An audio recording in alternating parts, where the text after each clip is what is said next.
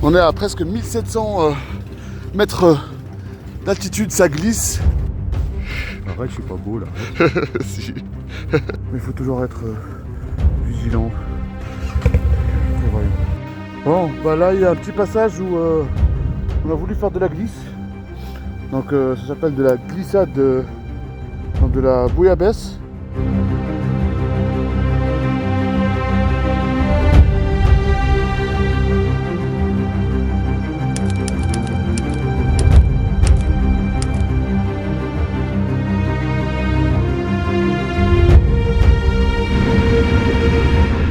Voilà, nous quittons la ville de Chefchaouen. Il est 9h19. Nous sommes à la recherche d'une station-service. On est direction Ketama. Pour ceux qui ne connaissent pas, et j'en doute très fort, c'est vraiment la capitale du chanvre. Une espèce de plante qui sert exclusivement à faire des cordes, à connecter les neurones.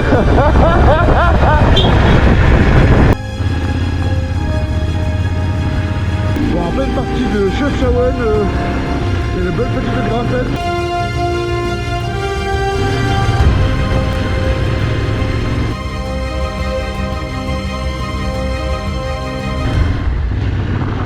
Mais non. Vous avez la tête dans les nuages. T'as réussi à filmer un peu? Je suis en train de filmer là. Ah ouais, super. Un petit coup de main, mon cher Bernard. Recule.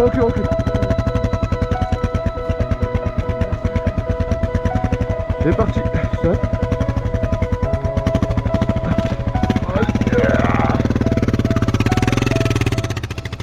Dans cet nouvel épisode, nous vous ferons découvrir le Maroc enneigé.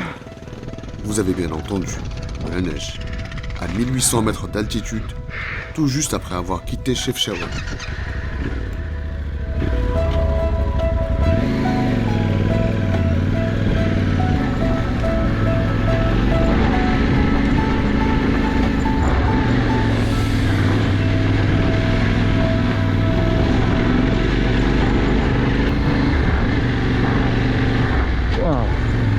De la neige, mec.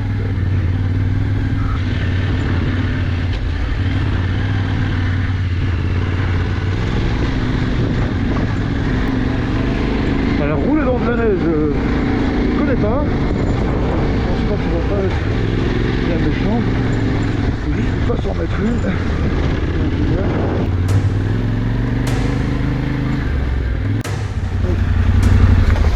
À chaque virage, je me dis putain, on n'est pas encore en haut, ça se trouve, ça va être bloqué par la neige.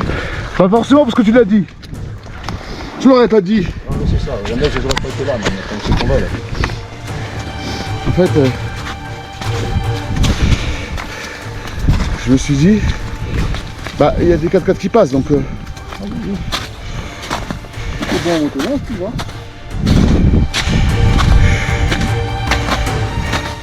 Ouais, non, c'est. Il n'y a pas de peau, hein.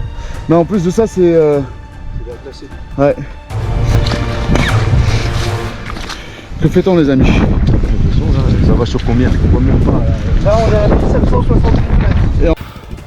Là, vous avez Bernard qui ouvre la trace parce que, comme vous voyez, c'est.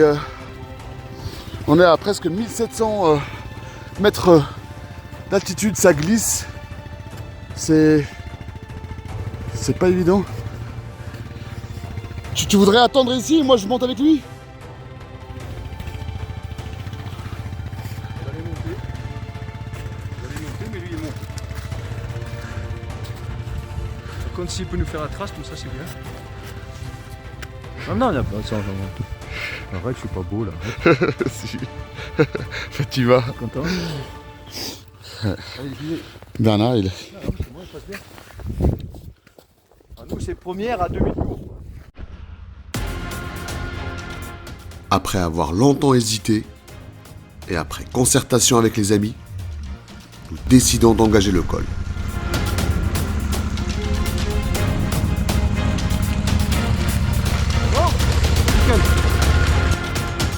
Première expérience pour moi dans de la neige.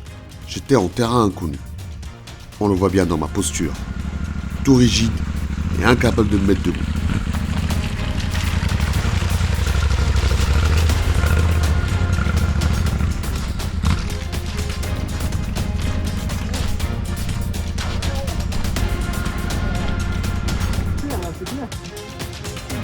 On est à 1700...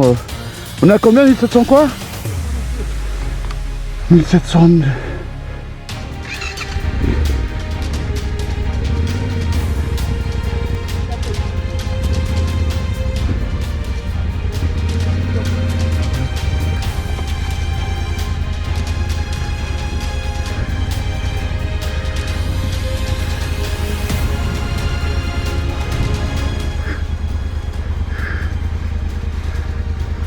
en train de glisser.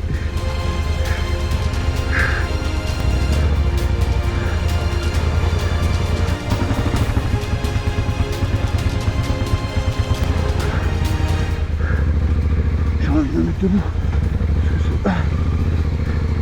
Je vais pas rouler comme ça.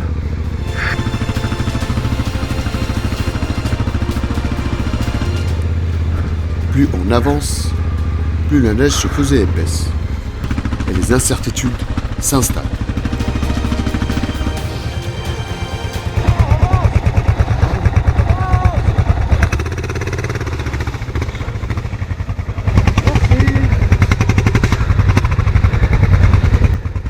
C'est quoi la décision? C'est plus facile à monter qu'à descendre. Allez-y, je vais vous filmer.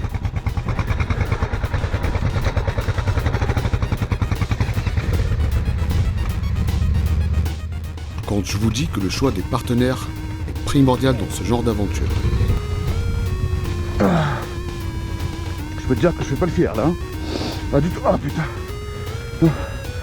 Parce que je sais pas ce qu'il y a sous la neige. Ah putain. Putain des trous. C'est très bien.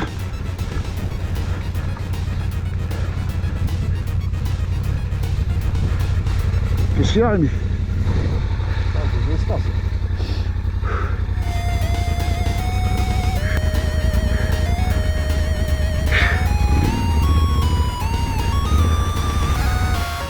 Rouler assis ne me donne aucun plaisir.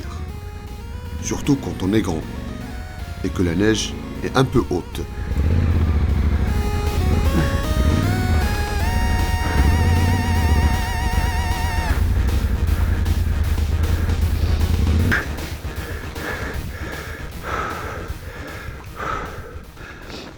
Je préfère ouvrir une deuxième trace. Hein? Je préfère ouvrir une deuxième trace. Non, non, je galère, mais je vais vous suivre. Parce que là, c'est profond. Je tombe sur des creux. On laisse la couenne, hein. Hein? C'est pire qu'hier, on laisse la couenne. Ah bah là, ouais, ouais.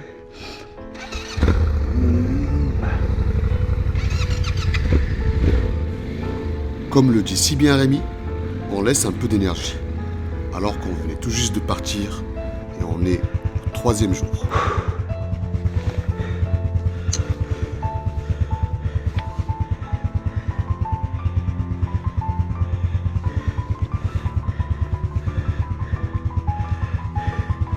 Donc là, on est engagé dans un col où on a tenté de ne pas faire demi-tour. Bon, il y a une petite prise de risque, au cas où ça bloque.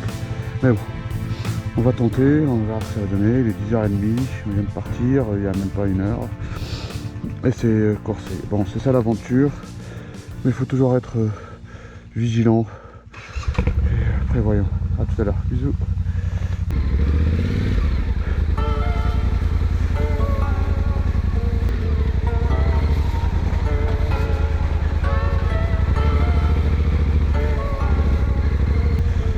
Je commence à diminuer un peu. Il faut juste pas qu'il y ait du verglas. Revenons sur les partenaires de route. Rémi, qui chevauche la Ténéré 700, eh bien, c'est l'expérience et l'âge aussi. Non, je rigole. Notre jeune Rémi, ancien enduriste et pratiquant off-road depuis longtemps, sait donner les limites.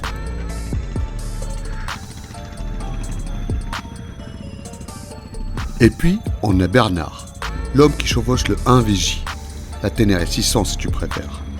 Un homme sorti tout droit du pays est nommé le Puy du Fou. Je te rassure, il n'est pas fou, mais tout juste à la retraite. Un homme, je dirais, binaire quand il s'agit de s'engager dans une zone à risque. 0 ou 1. Mais depuis notre départ, c'est que du 1.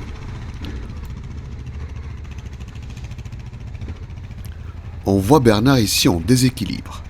L'explication viendra après.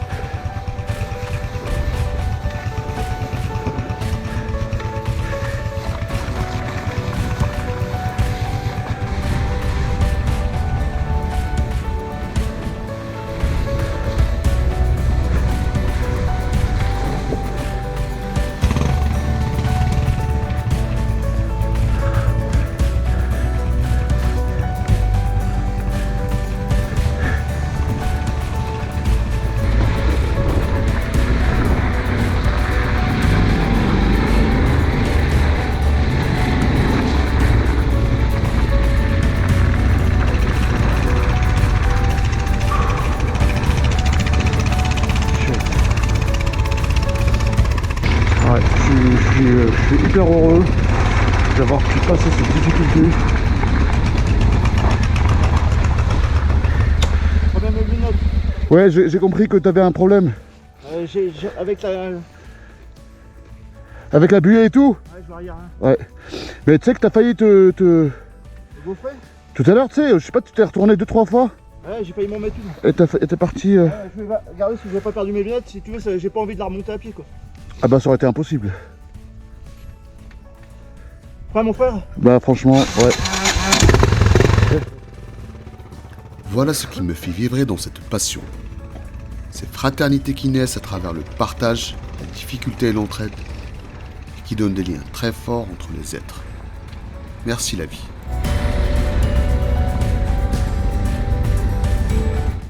Maintenant qu'il n'y a plus de neige, nous essayons de reprendre notre rythme de croisière.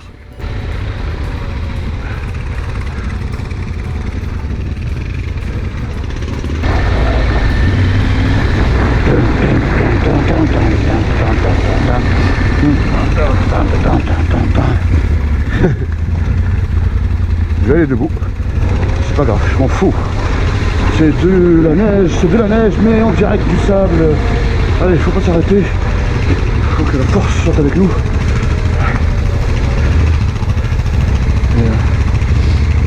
Par contre, tu connais pas un élément, je sais pas comment faire. Donc, forcément.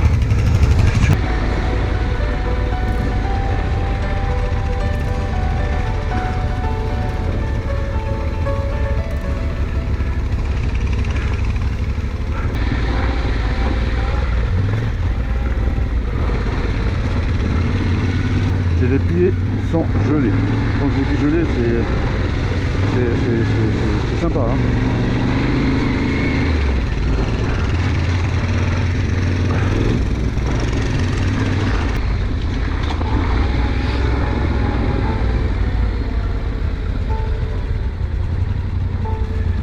À droite, à droite.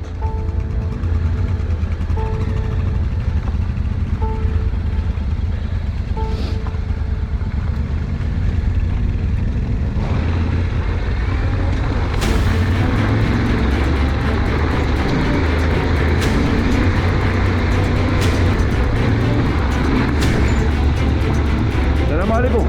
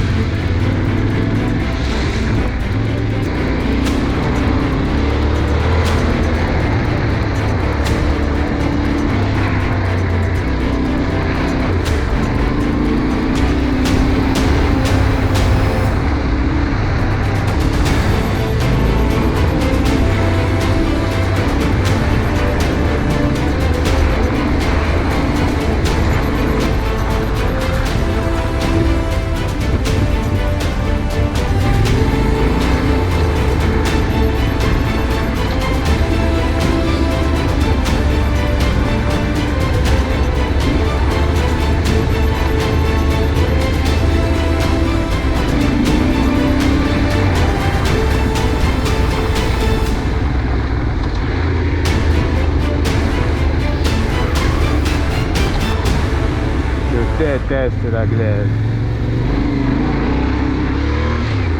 C'était une petite dédicace à notre Georges Baby.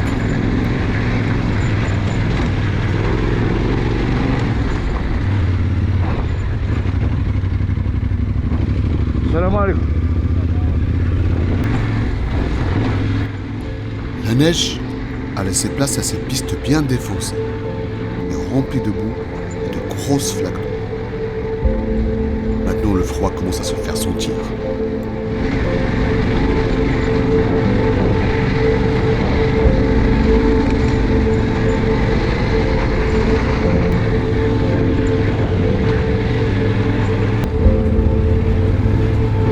Salam alaikum.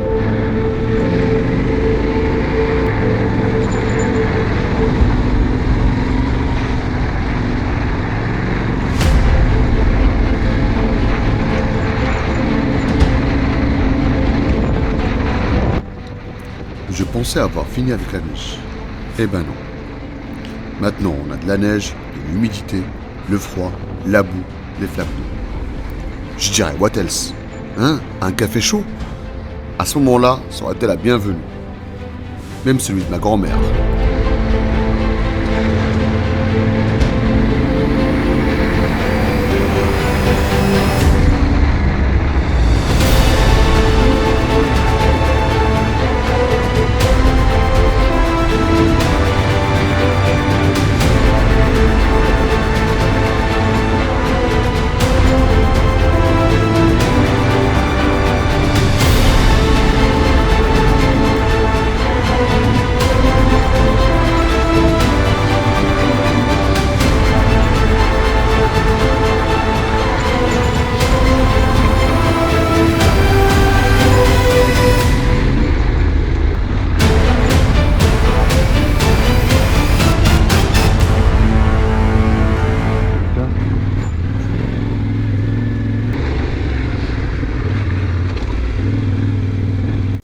Ah oui, j'ai oublié. Par moments, on avait des toits avec de la ferraille qui pouvait te planter d'un coup. Va comprendre. Et des piétons qui surgissent de nulle part. Salam alaikum.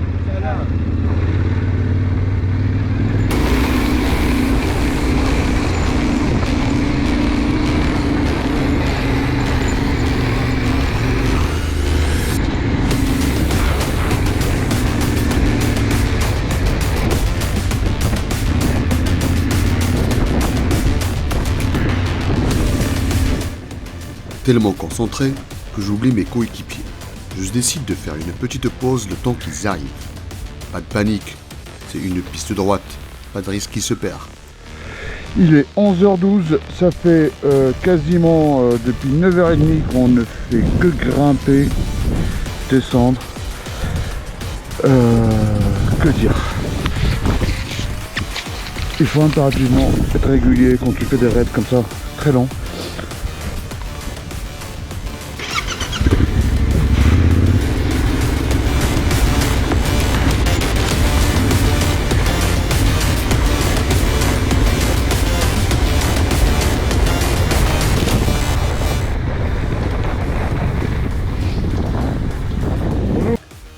Quand on te dit qu'au Maroc tu fais des rencontres improbables, bah là c'est le cas.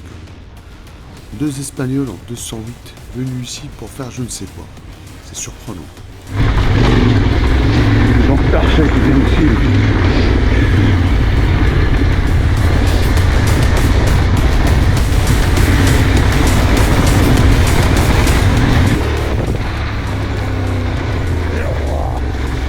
Arrête de faire le fou. Calme-toi, t'es pas chez toi, calme-toi. T'es en terrain inconnu, alors reste zen, garde la maîtrise, pas trop de folie. On est qu'au 3e jour. Waouh. Faut pouvoir arriver jusqu'aux destinations finales qui est bien évidemment chez moi, à Angers.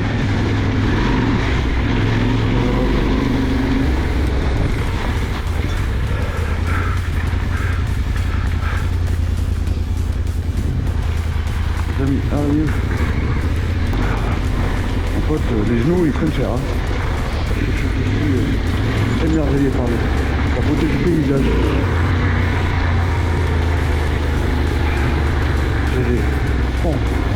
humide. Froid. Mais que du plaisir. Assalamu alaikum.